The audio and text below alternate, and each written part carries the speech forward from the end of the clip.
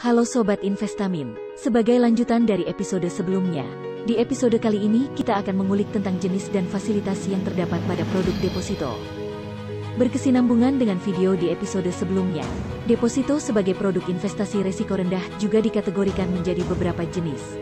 Tapi sebelum itu, klik tombol subscribe, like, komen, dan share. Dukung channel kami untuk terus berbagi ilmu.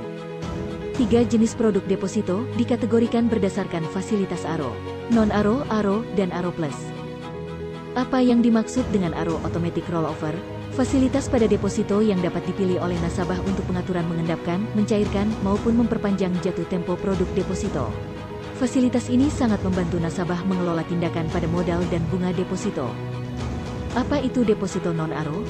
Saat tenor deposito yang dipilih telah habis, modal dan bunga yang didapatkan akan diendapkan hingga nasabah mencairkan dana. Deposito ini cocok untuk nasabah yang segera membutuhkan dana. Apa itu deposito ARO? Saat tenor deposito yang dipilih telah habis, modal akan diperpanjang lagi selama tenor deposito yang dipilih di awal. Sedangkan bunga yang didapatkan dicairkan ke rekening nasabah pada saat jatuh tempo. Apa itu deposito ARO Plus? Saat tenor deposito yang dipilih telah habis, modal dan bunga yang didapatkan akan secara otomatis diperpanjang lagi selama tenor deposito yang dipilih di awal. Keuntungan jadi berlipat ganda. 3 produk deposito berdasarkan kategori perjanjiannya terbagi atas deposito berjangka, sertifikat deposito, dan deposito on call. Dasar pemahaman kategori deposito berdasarkan bentuk perjanjian adalah deposito terbagi atas dasar tenor penyimpanan dana, sertifikat yang dikeluarkan, dan cara pencairan dananya. Apa itu deposito berjangka? Deposito yang dikenal luas oleh masyarakat Indonesia. Deposito ini menawarkan jangka waktu mulai dari 1, 3, 6, 12 hingga 24 bulan. Umumnya dibuat atas nama perorangan maupun lembaga tertentu. Pencairan dananya hanya dapat dilakukan setelah jatuh tempo yang tertera di biljet. Apa itu sertifikat deposito? Deposito yang diterbitkan dalam bentuk sertifikat, bunga dan tenor sesuai dengan perjanjian di awal, dengan skematik tertentu dari pihak bank. Tidak dibuat atas nama perorangan maupun lembaga tertentu, sehingga dapat diperjualbelikan. Apa itu deposito on call? Merupakan tabungan berjangka dengan waktu penyimpanan yang relatif singkat, dengan tenor antara 1 minggu hingga kurang dari 1 bulan.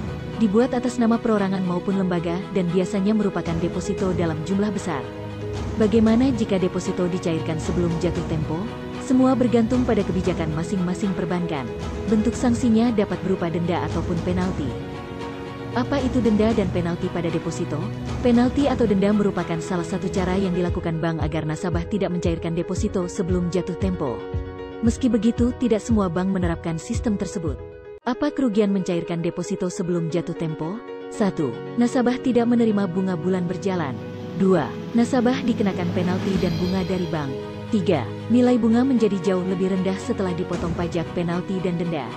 4. Secara psikis, nasabah akan lebih boros dalam menggunakan uang. Apa perbedaan penalti dan denda? Penalti ini biasanya akan berbentuk biaya administrasi dengan cara memotong nilai pokok serta pendapatan bunga deposito yang Anda miliki. Sedangkan umumnya, denda pemotongan tersebut berkisar dari 0,5 hingga 3% baik dari nilai pokok maupun bunga, bergantung pada kebijakan bank. Ini membuat nilai bunga deposito semakin kecil. Penerapan penalti dan denda semua bergantung pada kebijakan masing-masing bank yang menyediakan produk deposito. BCA dan BNI tidak menerapkan sistem penalti dan denda. Namun bank seperti Bank Mandiri dan BRI menerapkan sistem penalti kepada nasabah yang mencairkan deposito sebelum jatuh tempo. Komponen perhitungan penalti dan denda pada deposito yang dicairkan sebelum jatuh tempo meliputi 6 hal utama, yaitu 1. Jumlah uang modal. 2. Bunga tahunan persen. 3. Jangka waktu tenor. 4. Pajak deposito 20%. 5. Waktu pencairan. 6. Penalti dan denda umumnya 1%.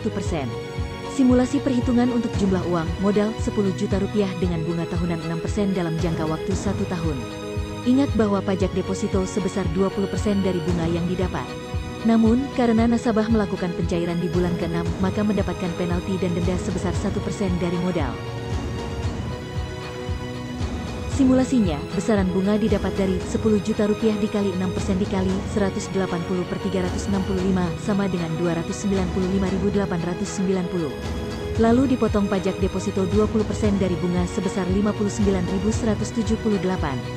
dan dipotong penalti denda 1% dari modal sebesar 100.000. Perhatikan dengan detail simulasi perhitungannya berikut ini. Modal awal 10 juta rupiah ditambah dengan bunga Rp295.890.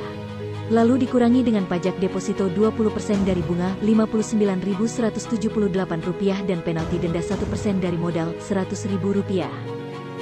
Untuk modal 10 juta rupiah dengan tenor deposito 1 tahun, besaran bunga 6% per tahun dan pajak deposito 20%.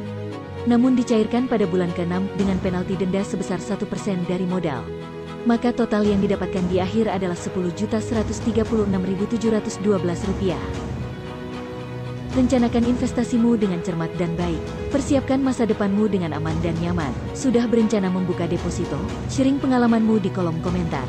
Nantikan episode lainnya minggu depan di Investamin. Salam investasi.